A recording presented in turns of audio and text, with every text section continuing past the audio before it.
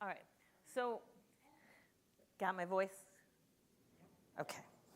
All right, hopefully this is better, easier, whatever. Okay. All right. There are two ways for what I said, right, that are very different from one another, right? Okay, very different from one another. So, the Bible was an oral tradition. It wasn't written down for a really, really long time. You got to know the context. If I had given you the beginning sentences of a story and then said, finish it with, I'm afraid not, you would know which one to put. Well, that's what I put down. Okay? You need the context. You need to see the stuff around it. Okay? And you also need to be aware that individual words can be very important, and sometimes we make assumptions. If you just really quickly wrote, I'm afraid not, the first one, which is what most people do, because that's the more common, because this is very poetic. We're much more likely to say, you know, did you finish your homework? I'm afraid not. Okay? Nobody ever said that. Like, no. Okay? But they weren't afraid. Okay? This is poetic. This is not the way we normally think. Okay? My life is a mess. Problems abound. I'm afraid not. About ready to lose it, right? If you had that context, you'd be able to figure that out. But you didn't have it. Sorry. I had to play with you a little bit. Okay? So that's why we're going to be looking at different passages tonight. And you're going to be wanting to look for the differences, for the similarities, for things that are just interesting. And we're going to do that together in a little bit. Okay. So I need things handed out, and I've got Elaine's copies here. Okay. These are Elaine's. Okay, I'm gonna just have everybody give you all three, but we're gonna start with the Psalm 23. All right, but I'm gonna give you some background information while you're getting the handouts. You don't need the handouts yet, okay? You'll have them by the time you need them. Okay. So, just a few things. I'm going a little out of order, Jonah. We got different things here. Oh, this is I got it. Yeah, there should be, those are probably my originals on the top. Okay, thank you. All right, so different versions of the Bible serve different purposes too. Translations like the King James Version and the New American Standard Bible are literal, or essentially literal. So they are more worried about being close to the original language and don't worry about the clunkiness of how it sounds in English. It's more important to those translators to be more literal. Okay? I get two. Yeah, you don't need two of those. Okay. There are other translations like the New International Version and the Common English Bible that are more about translating the original text in a way that is more understandable in our language. So they're still trying to be very true to the original language, but they are also trying to make it sound more fluid, a little bit nicer to read. Okay? So again, the translators reconstruct clauses and sentences to be true to the text, but a little bit more readable. Okay, paraphrased Bibles. I think you all know what paraphrasing it is. It's like taking the words and like making them more simplistic, simpler vocabulary, more about the ideas than the actual literal translation. So translators in a paraphrased Bible, like the Message, or maybe you know about the Living Bible or the New Living Bible, those are paraphrases. So the people who translate and put those Bibles together were more interested in the interpretation of the text than the actual words. What does this mean? Where's the story coming from? So, and it's very valuable to have insight into all of those different types of things. So, but all translations are interpretations. They just are. We don't have all of the original stuff. We don't know what those words all meant in the original languages. Things have been copied over and all that. So there's going to be some interpretation from the scribes and translators and stuff. Okay, so I want you to look at Psalm 23. I want you to read those. I think I gave you 4 versions of the first part of Psalm. I didn't give you the whole Psalm 23. I think I gave you the first 6 verses or something. Okay? I want you to read those 4 translations, and I want you to tell me which one you like. Not which one do you like and why? So read them and tell me which one you like and why.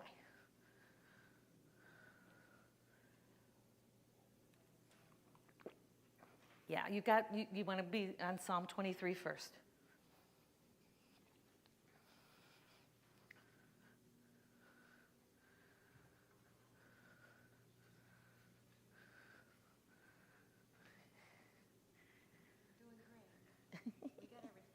Good. Does anybody need a pencil who came in late? Because there are some, if you need something to write, what you want to write down. Okay.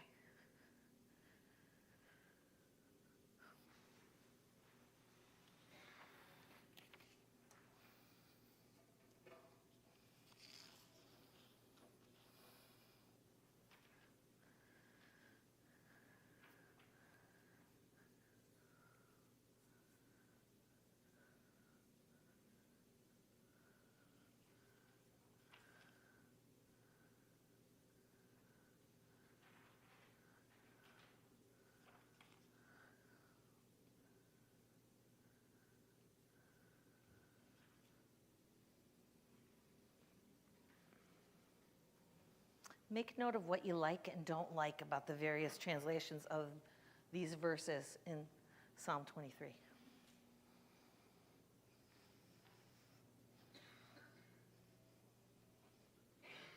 you're here safely.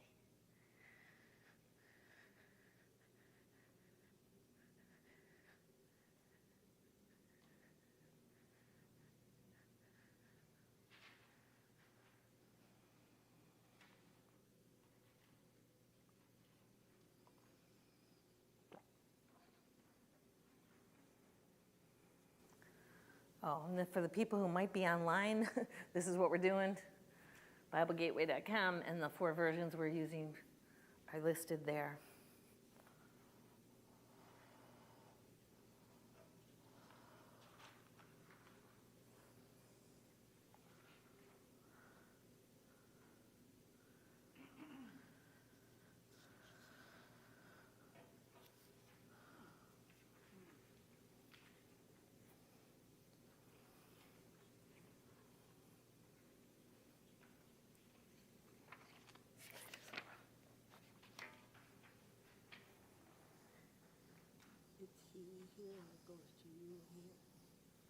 Yeah, that's the way it's in the Bible Gateway anyway.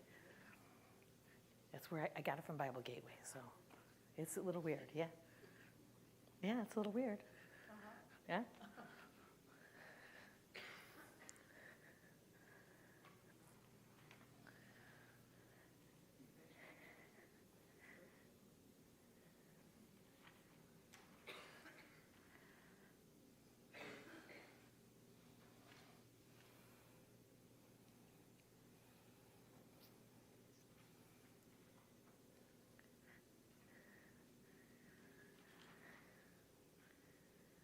What do you like? What do you dislike? What do you find interesting? I didn't like the first one. You didn't like the first one. Okay. All right. Let's really quick. Do we at least have a decision about whether we liked or didn't dislike them? And then we can go on the interestings. Okay. So how many of you, your favorite one was the King James Version?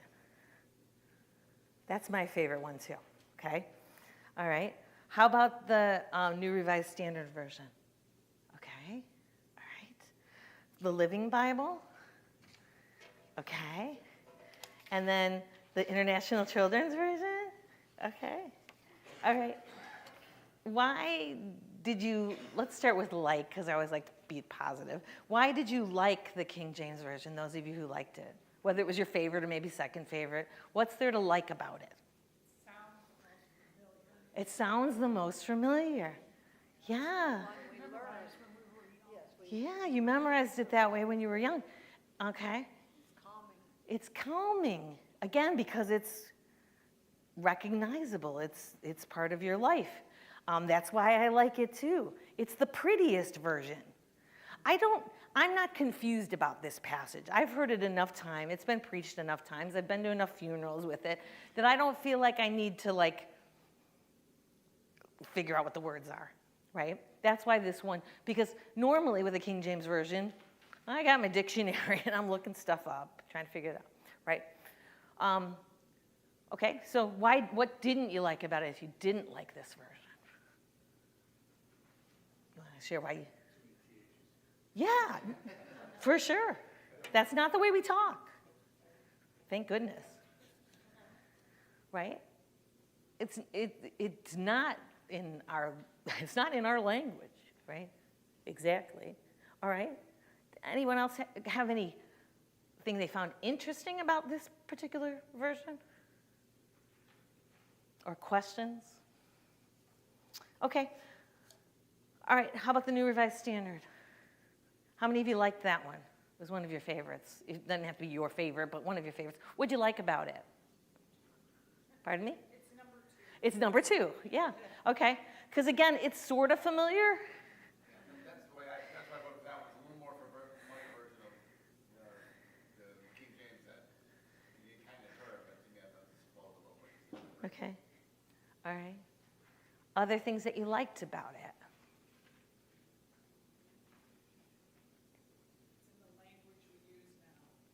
It is. It is. Okay. Anything you found interesting or have a question about? Okay, how about the Living Bible? How many of you like that one? Okay. What did you like about it? What did you like about it? Flows very nicely. Hmm? Easy to read. Yeah, it is. Yeah, there's not a lot of subtlety there. No, for sure. Okay, what else did you like about it? Those of you who like this one. Barbara? It's more how we would speak. Yeah, for sure. Okay. Flows a little bit better, I think. This is how you would read a book today, like just a regular book, not a Bible, right? Okay. How about you, Barbara? Well, I just liked how it had some different words, like it said, he gives me new strength. Mm-hmm. He helps me do what honors him most. I just liked how it made me think about things differently. Mm-hmm. Good. All right. Well, what did we like or dislike about the children's version?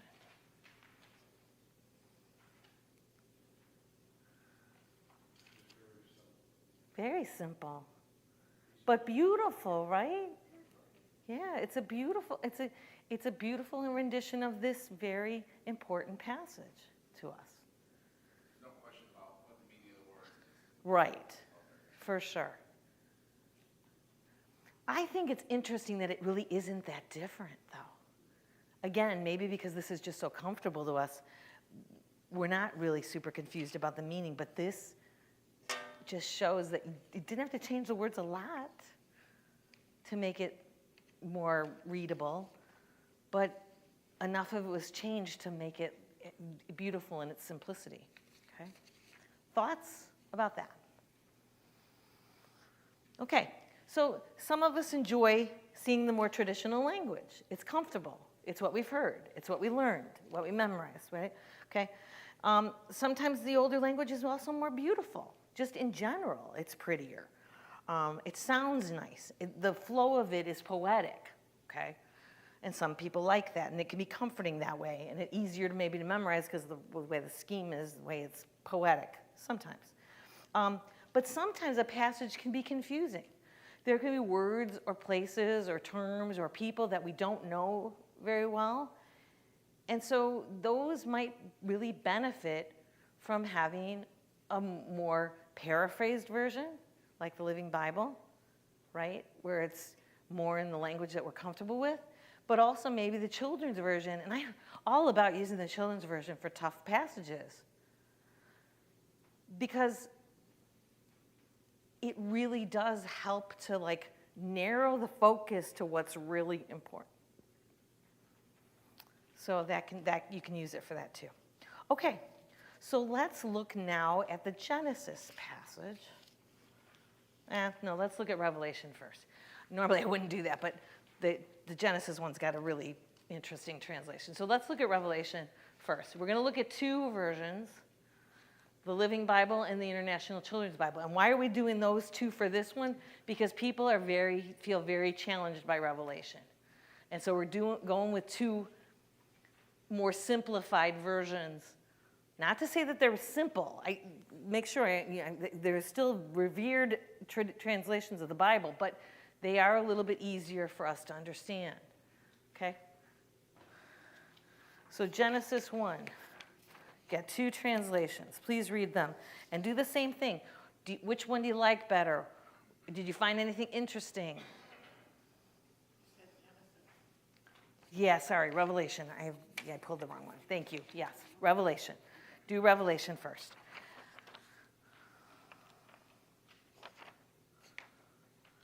Okay, we actually have three versions. We missed one on the slide.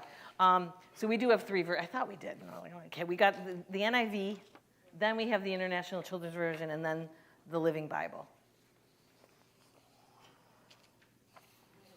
So read those three. Talk about which ones you like or dislike, things that you noticed, questions you might have. What do you think of these three translations of the same passage? It's the first one goes through here, and then this is the start of the second one, and then the third one's.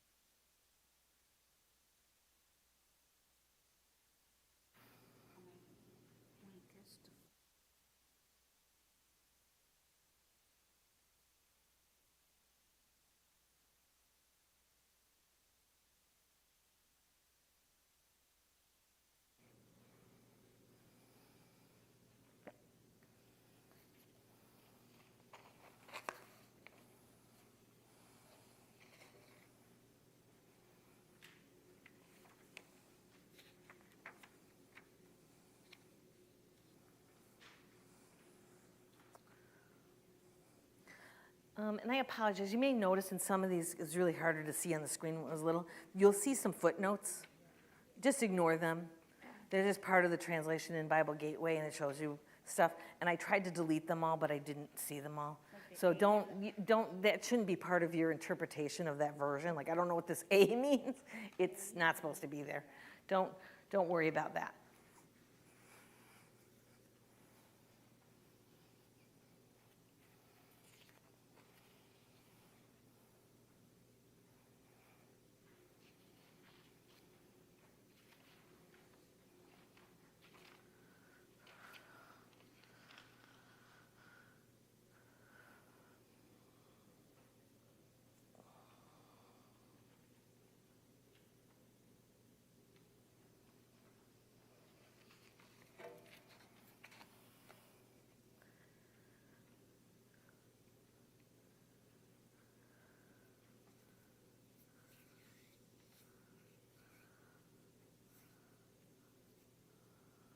Try to find some very specific differences and similarities.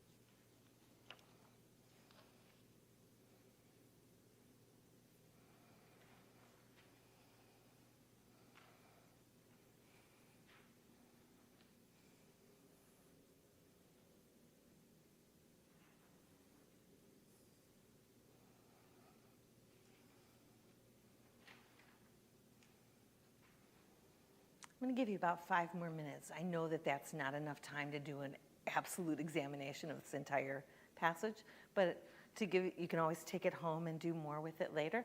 But let's say about 5 minutes, we'll start talking about what you noticed.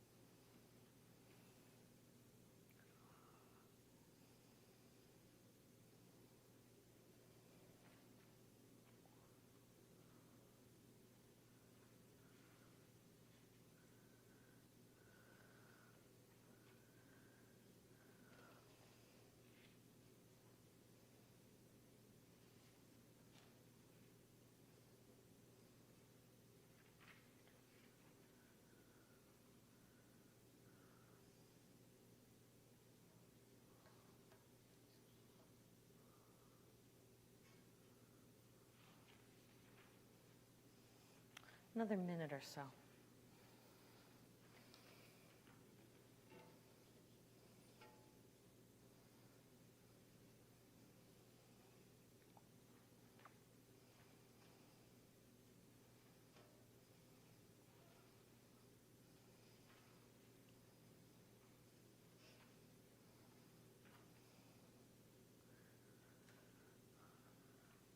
Okay, how many of you liked the NIV, the New International Version, best? No one, okay. How about the International Children's Bible? Did you like that one the best? Thank you. So everybody liked the Living Bible the best? Okay. Okay, all right. So things that you liked about the Living Bible. What did you like about it? Why was it your favorite? A lot more comfortable, yeah. I couldn't hear him, sorry. More descriptive, yeah. Where it was, where the churches were. Mm-hmm. And I found that especially, I was really confused initially reading this because it says to the 7 churches in the province of Asia. Well, okay, that's a big region. Which countries and then, or which churches, and then 7 churches in Asia for International Children's, and then 7 churches in Turkey. Well, Turkey was bigger, but still like way more compact and easier to visualize than Asia. It's the first I've heard of it. Okay, yeah, okay. That's good. All right. What else did you like? Candlesticks instead of lampstands. Okay. Well, yeah, but I mean, right, that's what we use, right? We don't lampstands like that. Okay. All right. You can visualize it more if it's things that you recognize, right? Okay. Good. What else? I thought the prologue was just so much clearer too, right? We know, I mean, this is the first chapter of this book that we know is challenging at best, and it seems like we know where it's going. We have an idea from that, okay? I think the other ones are fine, but I think that one's clearest. Did any of you notice in verse 4?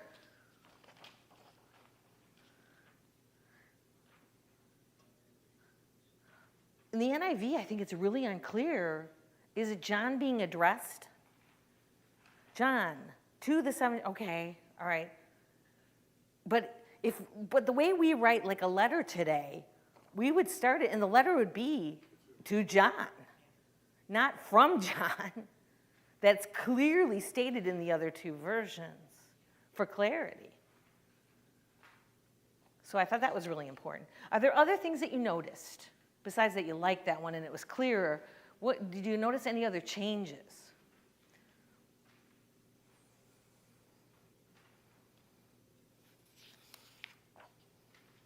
In verse 7, a couple of them say he, and then in the other one says Jesus. It clarifies who he is. Uh-huh. It's in a lowercase he, so you presume it's, Okay. All right, great, thank you. Those important antecedents for our pronouns. What's the noun? Who is it? Yeah, helpful to know. All right.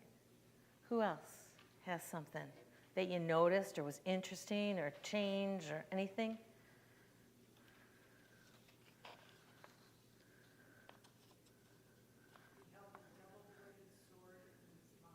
Which verse was that? So we're all in the same place. Okay, which verse? The other ones say like a double-edged sword came out of his mouth. Just the way it was described sounds scary. Yeah, okay. Yeah. So in his mouth, out of it, coming out of it, like, because you could have something in your mouth, and that doesn't seem as intense as it coming out of your mouth, right? Okay. Good. Anything else?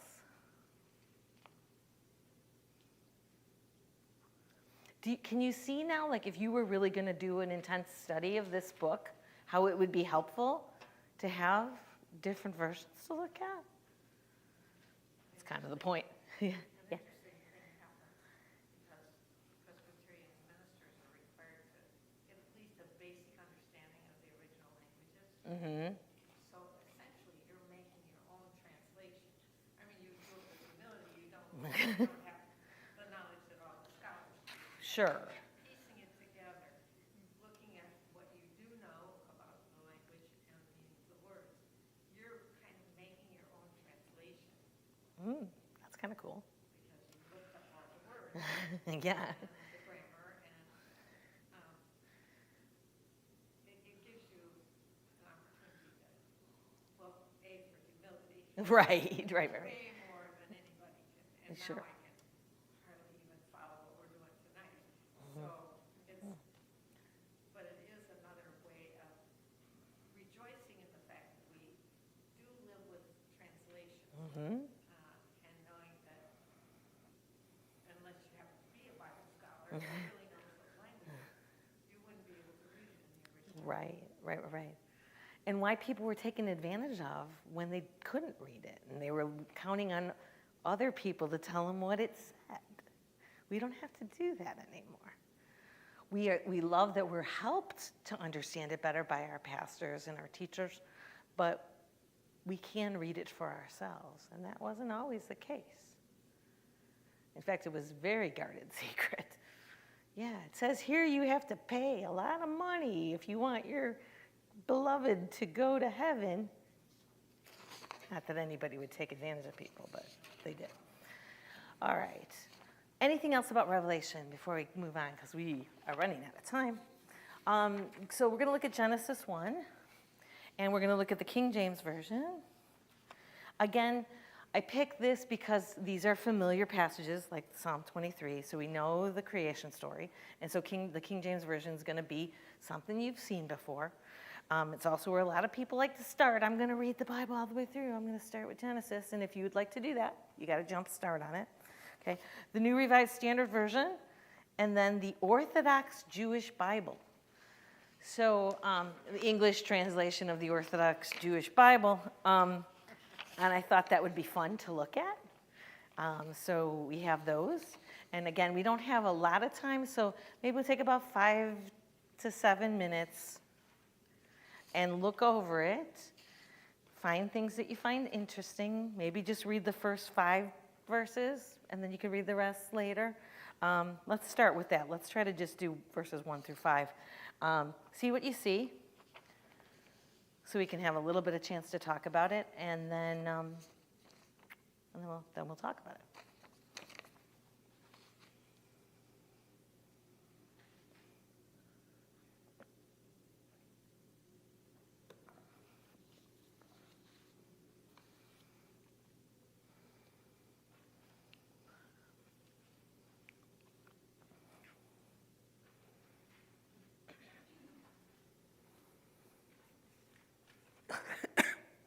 Excuse me.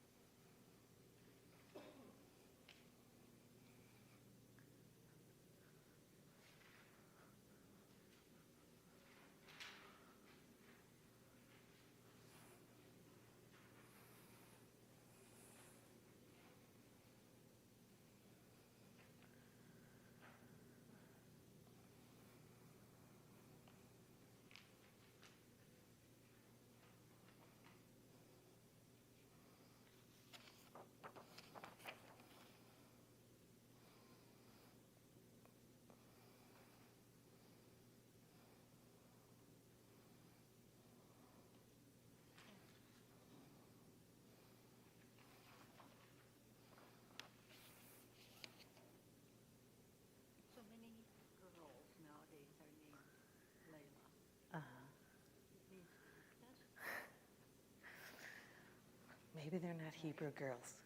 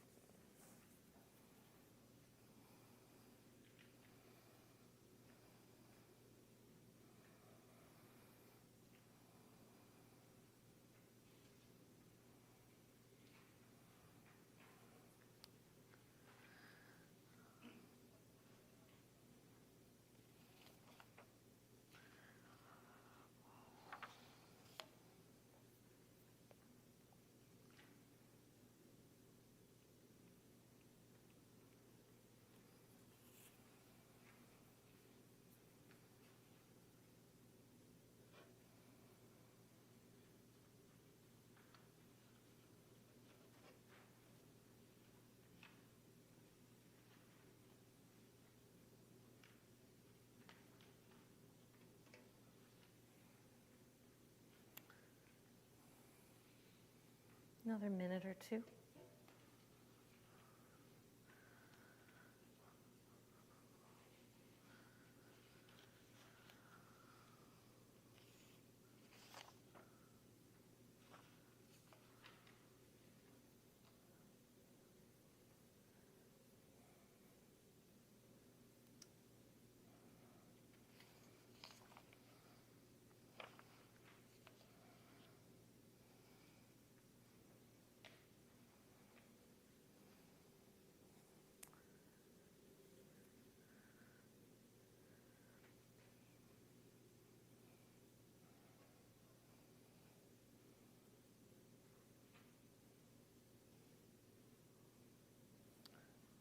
Okay, so hopefully the King James Version gave you some familiarity again.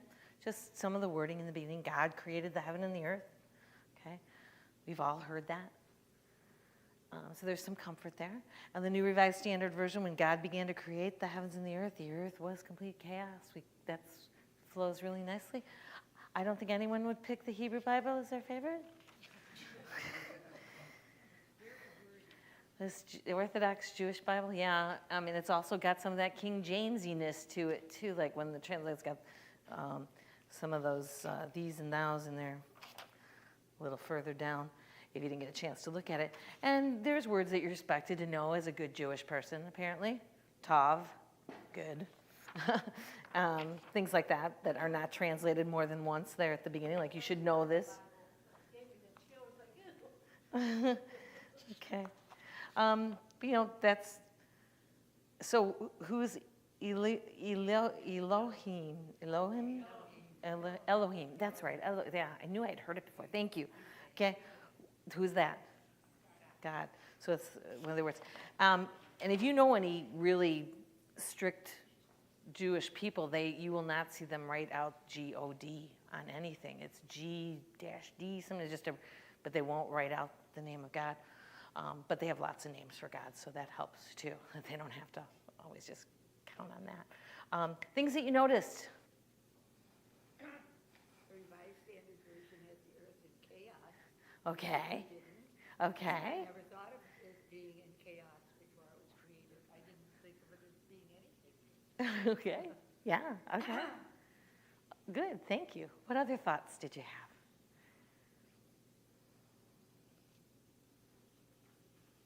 Jewish Bible is the same story. It's our King James Version. Yeah. There's credibility there, isn't there? That they took this seriously and made sure that they were true to the words, right? In our English versions. Yeah, I agree. Other thoughts? Do you know how this English translation of the Orthodox Jewish Bible would be used? I don't. I was going to ask a friend, and I didn't get a chance to. I think that young people are required to learn to read. But I don't know. Right, but just parts of it, like for their bar and bat mitzvahs and things, but they don't read it, regularly in just all Hebrew. Generally speaking, when they study it more deeply, yeah. All right. Okay, we are about out of time. So just a couple things I wanted to tell you. We're thinking about running, instead of a class like this, structured this way, because this is the last class of this, I'm sure you're aware. We're thinking about, because people talked about wanting to do this more in-depth studies of the Bible, that we would maybe create some small groups in this space and other spaces, maybe nearby, and do some small group study. And we'll see. I mean, if not very many people show up, we might have a small group anyway, and we'll just be in here. I don't know. But we're kind of tentatively, I'm on the committee that does adult education, so I agreed to facilitate this class, but I won't be teaching it this way because it's going to be materials that we purchase. And we're thinking about calling it Reading the Bible Backwards. That's my idea. And starting with Revelation, because people are really interested in that book. So we thought we'd start there, and we would do that starting in January, whenever the January stuff starts back up. We'll see how that goes, because we're kind of experimenting and trying to figure out what might work for people. That may not work so great for people who are trying to do it online. It may require that if you really want to be getting into it, you might need to purchase a participant's guide for the study, that kind of thing, or share one or whatever. So that's a possibility, but that's what we're kind of envisioning for the future. But if you have any ideas of other kinds of classes that you would like to take, please let me know. We do have a committee that talks about these things, and if there's another class that you'd like me to create, like this one, let me know. But those are not going to be every month or anything like that. It just takes too long to think of these ideas that I can't do that in my other jobs. But Anyway, let me know. So reading the Bible backwards is what we're thinking about. And then, yeah, I guess that's really it. Thank you for coming to these classes. I do want to close in prayer before we go. So if you could bow your heads with me, and we'll thank God for this evening. Dear Lord, thank you for this wonderful opportunity for me to teach something that I really find great joy in, and reading the Bible, which I also really love. I hope that it's contagious. I hope that the folks who are sitting here are able to share it with others and to really be enriched by their experience in your beautiful word. In Jesus' name we pray. Amen. Amen. Thank you, everybody. Thank you.